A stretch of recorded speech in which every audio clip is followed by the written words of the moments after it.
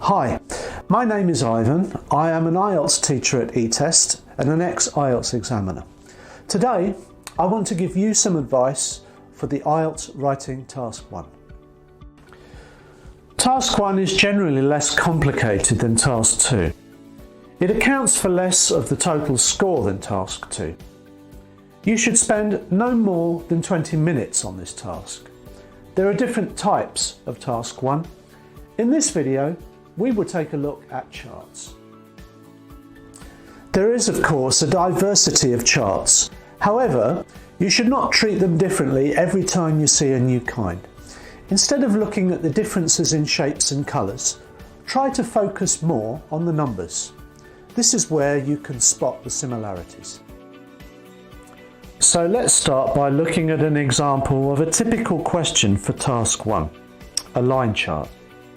The graph below shows how elderly people in the United States spent their free time between 1980 and 2010.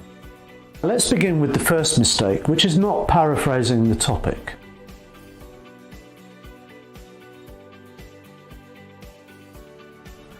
As you can see in the example, the student repeated the same words from the topic in the question. This would lose marks in a writing test.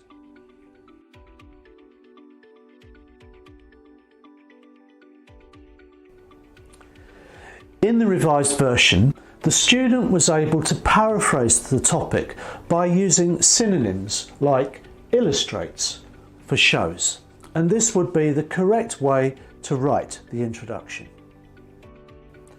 There are different ways to paraphrase the question for your introduction. Here are a couple more examples. The chart presents information about the free time activities of elderly people in the United States between 1980 and 2010. Or you could write it as data about how old people in the United States spent their free time is presented in the given chart. The data covers the period from 1980 to 2010. In case you don't know what paraphrasing is, it is a step where you want to repeat the same information from a source, but you will have to use your own words. Your writing will look more professional this way. Now we will look at another mistake, the lack of an introduction paragraph. For the introduction paragraph, you should pay attention to the most noticeable features on the chart. For example, what are the largest and smallest numbers? Or is there any downward or upward trend throughout the years? Just list out the most impressive or striking ones.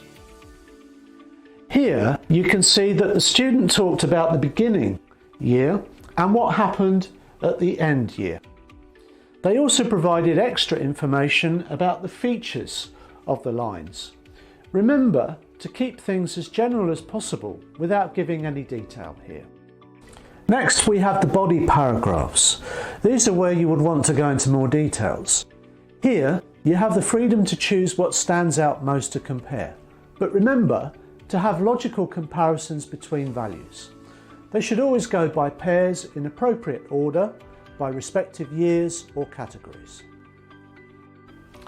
The student made comparisons between each subject of the same years. They kept a preceding order and divided the years equally into two paragraphs. Remember, do not write a conclusion in this task, and you don't have to compare everything. Just pick out the most important or noticeable features on the chart. This wraps up today's video. We will continue to explore more types of Task 1 in future videos.